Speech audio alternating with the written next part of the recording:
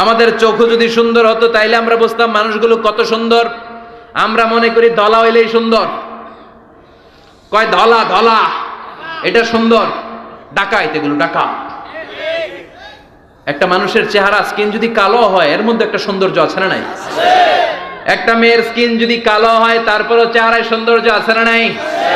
কয় না হুজুর আমার বউ সুন্দর না, কালা কালা। আছে না নাই? তুই ডাকাইত। তুই কি ডাকাইত?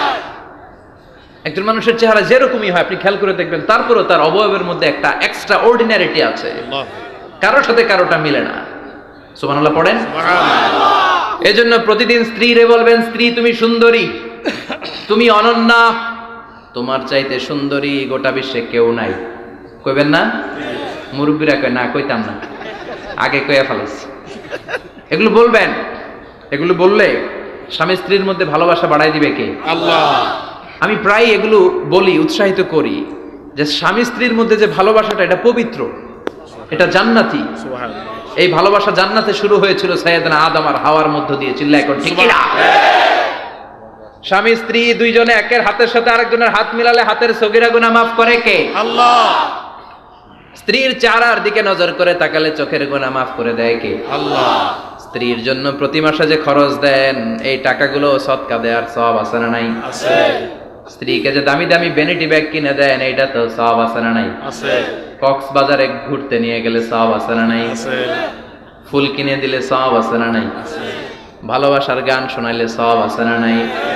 তোমারে লেগেছে কত যে ভালো, চাঁদ বুঝি তা জানে, রাতেরও আধারে দোসর হয়ে তাই সে আমারে টানে, চাঁদ বুঝি তা জানে। ঠিক কি না? আজকে পারবেন না শোনাইতে রাত্রেবেলা? পারবেন? পারবেন? পোলা পান্ডা কয় পারবো। তো কত বেটা বিয়েই হয় নাই, বিয়ার পরে শোনাইস।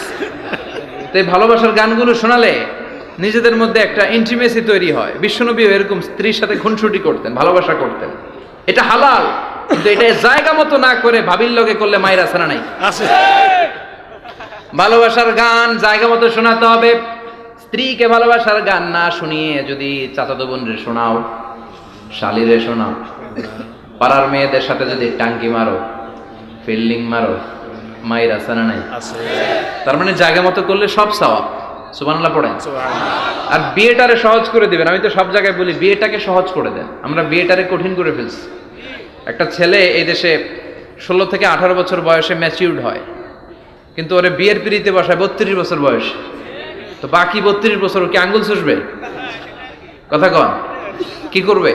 ও যে পাপ কাজ করে, ও যে পর্নোগ্রাফি দেখে, ও যে মাস্টারবেশন করে, এগুলোর পার্সেন্টেজ গুনাহ মা বাবার আমলনামায় আছে না নাই?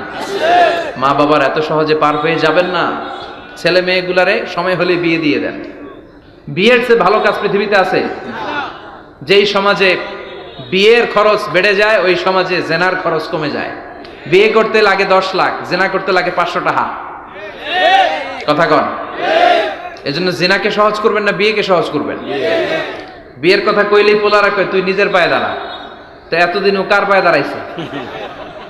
সহজ করবেন তো নোয়াখালীর ভাইয়েরা? আল্লাহ তুমি বোঝার তৌফিক দাও। আমিন।